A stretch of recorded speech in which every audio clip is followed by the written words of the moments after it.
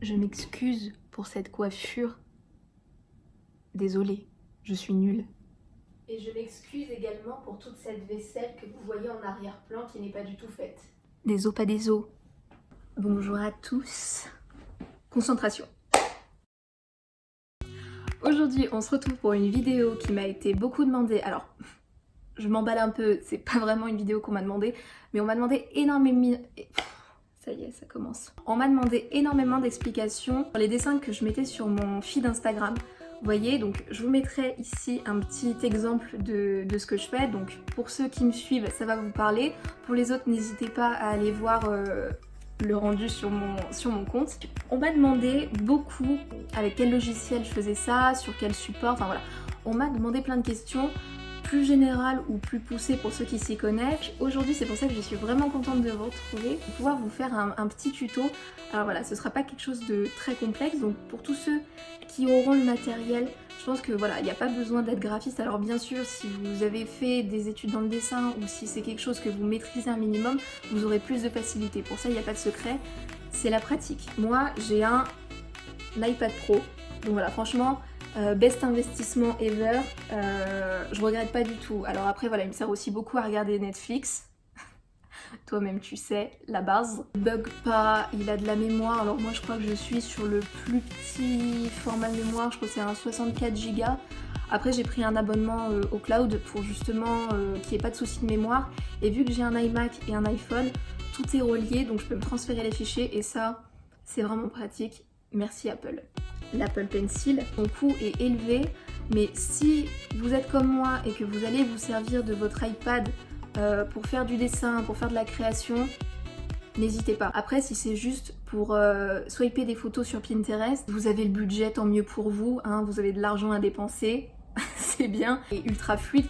Il a son petit embout ici pour le recharger, qui se recharge sur l'iPad. Il consomme pas beaucoup d'énergie, donc clairement, on le recharge pas souvent.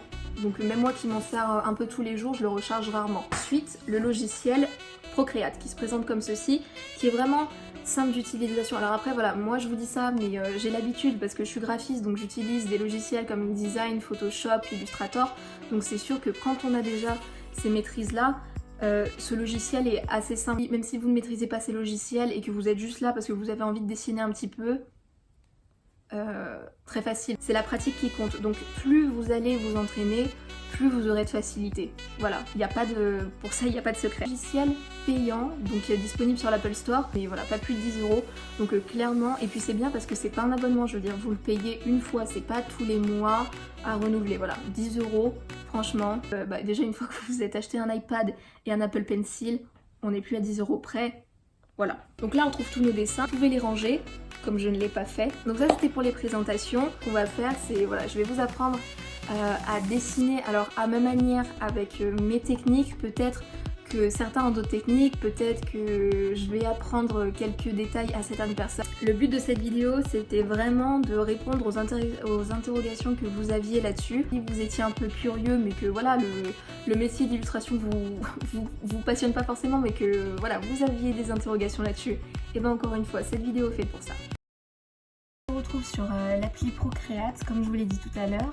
Donc ce qu'on va faire pour débuter, on va créer un nouveau plan de travail, des pré-réglages dessus au niveau des formats.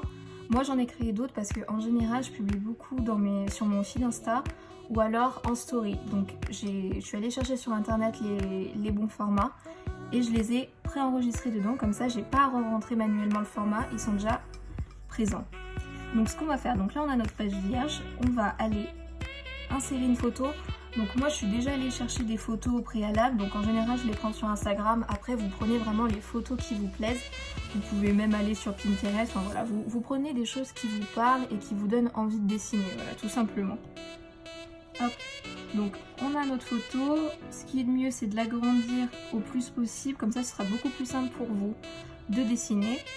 Ce que je fais aussi, petite technique, c'est que je vais réduire l'opacité, pour tout simplement, quand je vais venir dessiner dessus, que mon trait soit pas caché par les couleurs un peu intenses de la photo. Donc là, vous avez une ligne bleue, donc là c'est l'opacité qui est à 100%, hop, et là on la réduit. Donc à 0 on voit plus rien, donc vous la réduisez. Moi généralement j'essaye de la mettre à moitié, soit qu'on voit quelque chose mais que ça nous gêne pas, hop, on est bon. Ce qu'on va faire ensuite et qui est important, c'est qu'on va verrouiller le calque. Comme ça, tout simplement pour pas être dérangé. Donc voilà, maintenant je peux bouger mon plan de travail sans bouger la photo. Ensuite, on va créer un nouveau calque. Il faut savoir que plus vous faites de calques, donc il faut vous organiser. La modification, ce sera simple pour vous parce que chaque élément aura un calque et comme ça, si jamais il y a toute une partie que vous voulez supprimer, et ben vous n'aurez pas à utiliser l'outil gomme. On va chercher la plume qui nous intéresse. Donc moi, pour ce genre de dessin, je vais dans le type ancrage et ensuite je prends la plume studio. Il n'y a pas de réglage parfait. En fait, le but c'est de l'adapter en fonction de ce que vous voulez faire et il n'y a pas de secret, faut tester, voilà. Donc pour moi, ce qui est important, c'est vraiment ce qu'ils appellent la streamline. Donc en gros, la streamline, qu'est-ce que c'est? Ça va gérer les arrondis de votre trait. Donc pour ça, hop, je vais vous faire un exemple, je vais zoomer. Donc là, on n'a pas streamline et vraiment le trait suit notre stylo. Donc voilà, on n'est pas sur des lignes droites, on est vraiment un peu saccadé. La streamline, ça va arrondir vos traits et ça va créer quelque chose de beaucoup plus fluide. Voilà.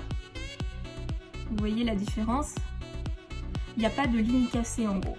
Et ça, c'est très pratique pour ce qu'on veut faire. Après, il faut savoir que là, on a la taille pour régler. Donc, hop là, grand ou au contraire, petit.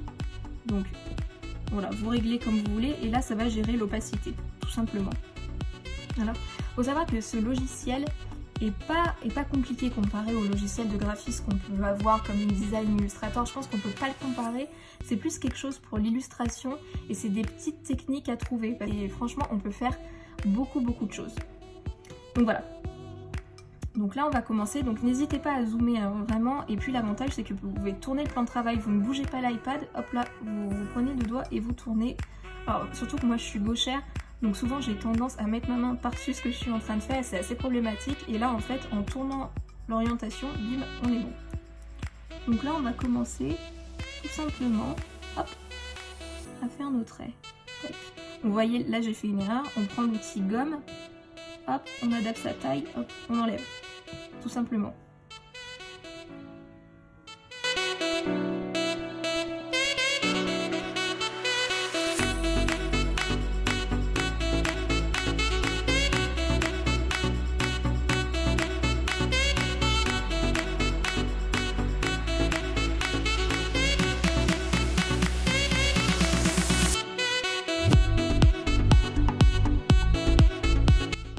Donc voilà, donc là on a notre base.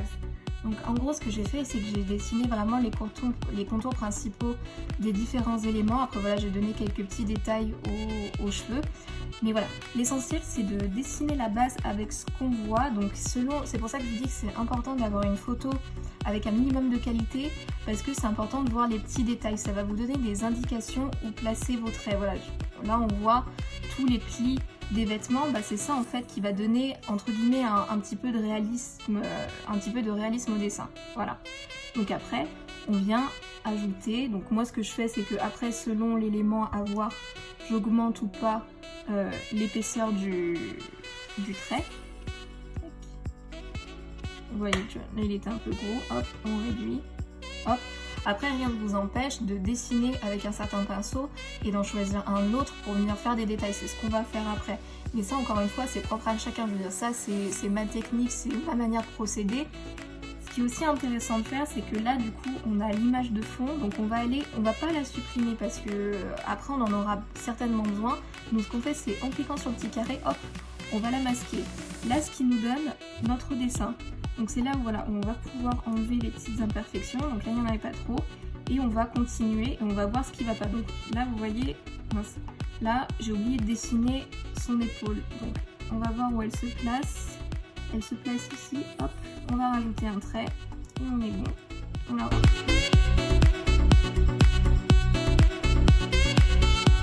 Vu que là on a dessiné à peu près hein, avec la même taille de pinceau, j'aime bien augmenter un petit peu sa taille et ensuite repasser sur certains traits pour donner un peu plus d'intensité.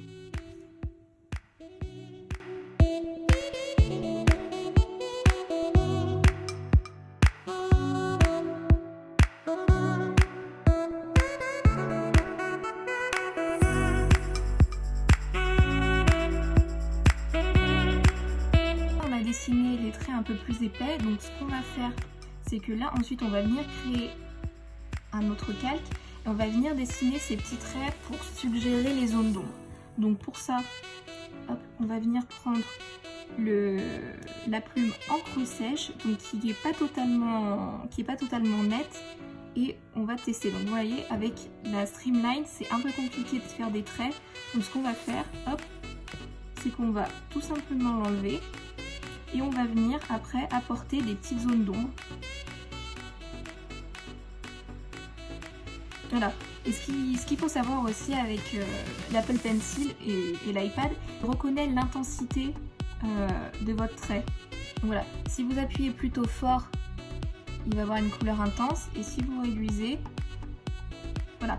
Et c'est ce qui est vraiment très intéressant avec cette application, c'est que justement avec un trait et une taille, on peut avoir des intensités différentes sans avoir à tout changer. Et voilà, après ça c'est à vous de gérer, je dis, de toute façon, il n'y a pas de... Entre guillemets, il n'y a pas de secret, c'est juste un peu de travail. Donc voilà, moi je trouve que par exemple là ça rend pas bien, donc on va voir. Après aussi, rien ne vous empêche de gérer l'intensité pour que ça soit moins présent.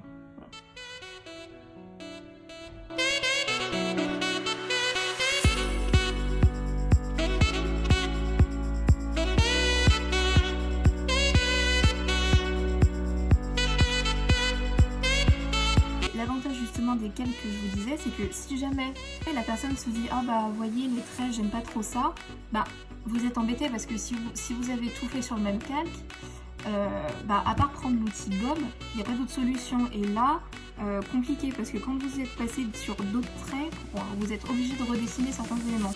Alors que là, tout simplement, hop, vous venez enlever les traits et comme ça, il n'y a pas de souci. Voilà. Donc c'est vraiment à ça que ça sert les calques. Donc là, on a notre dessin et ensuite, ce qu'on va venir faire, c'est choisir une couleur de fond. Donc il y a le calque qui est là tout le temps par défaut, qui s'appelle couleur d'arrière-plan. Et là, vous allez venir choisir en fonction de ce que vous voulez faire. Je vais vous montrer, j'ai changé la couleur en blanc, donc tout simplement. Donc là, ce qu'on va faire, c'est que on va juste venir tout simplement hop, gommer la zone dont on ne veut plus. Donc je reprends avec notre couleur d'arrière-plan.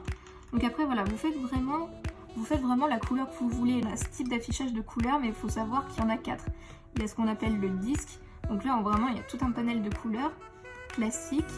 Les valeurs, donc là, si on va être dans la précision, qu'on a une couleur précise à rentrer, on la note avec des chiffres ou alors avec un code couleur. Après, les palettes, mais ça fonctionne plus avec des gammes. Donc moi, en général, j'aime bien avoir le disque parce que vraiment, on peut vraiment travailler dans la précision. Voilà, on a dessiné avec des traits noirs, mais je trouve que vu que ma couleur de fond est assez foncée, le tout s'enterre un peu. Donc ce qu'on va faire, vous sélectionnez votre calque et ensuite, voilà, si vous appuyez une fois dessus, vous allez avoir des options qui apparaissent. Donc vous pouvez renommer, sélectionner, enfin voilà, des fonctions assez basiques. Et là, il y a l'option inverser. Hop, et ça va venir inverser les couleurs que vous avez utilisées. Tac, et là on va faire la même chose. Hop, pour les traits, et voilà, on passe sur un ton blanc. Donc là, on a fini notre dessin. Après, si on veut revenir dessus, il n'y a aucun souci. Mais pour le moment, moi, ça me convient plutôt bien. Ce qui est intéressant aussi, c'est au niveau donc, de l'enregistrement. Dans la fonction action, vous avez l'outil partager et là, vous avez tout un panel de format d'enregistrement. Là, tout simplement, hop, on va venir l'enregistrer. Voilà, ça c'est le petit plus de fin, c'est qu'on a l'option vidéo. Et là, en fait, automatiquement, le logiciel enregistre tout ce que vous faites sur votre fichier. Ça nous permet donc d'exporter la vidéo en accéléré. Moi j'aime bien comme ça quand je publie sur mon feed, j'aime bien mettre la vidéo en accéléré en story, comme ça vous montre un peu comment je crée. Alors voilà, on a juste le trait qui apparaît, mais c'est plutôt sympathique. Et là vous pouvez directement lire en accéléré. Donc une fois que vous avez fini, vous pouvez voir ce que ça donne. Et voilà. Donc automatiquement, le logiciel nous a enregistré et nous passe en accéléré. Moi je trouve ça vachement sympa. Voilà, c'est un outil ultra simple. Le tuto est fini, j'espère qu'il vous a plu. J'ai essayé d'être assez précise et en même temps d'aller assez vite parce que, comme je vous l'ai dit, c'est pas quelque chose de compliqué. Vous êtes illustrateur, pour quelqu'un qui s'intéresse un minimum au dessin, aucun piège là-dedans, aucune difficulté. Voilà, c'est vraiment c'est vraiment de l'entraînement. J'espère que ça a pu aider certaines personnes à répondre à des interrogations, à aider sur le logiciel. N'hésitez pas si vous avez des petites questions, j'essaierai de vous répondre en barre d'infos, hein. Je veux dire voilà, on est aussi là pour s'aider. Mais si vous voulez voir d'autres types de dessins, comment je fais mes affiches, j'ai aussi des dessins que je fais avec de la couleur. Donc ça aussi, si ça vous intéresse, n'hésitez pas, j'ai déjà fait une IGTV que vous pouvez retrouver sur mon Instagram. Mais si vous voulez plus de détails là-dessus ou même voir d'autres types de créations, n'hésitez pas, je me ferai un plaisir de vous refaire ces vidéos. Allez, bye!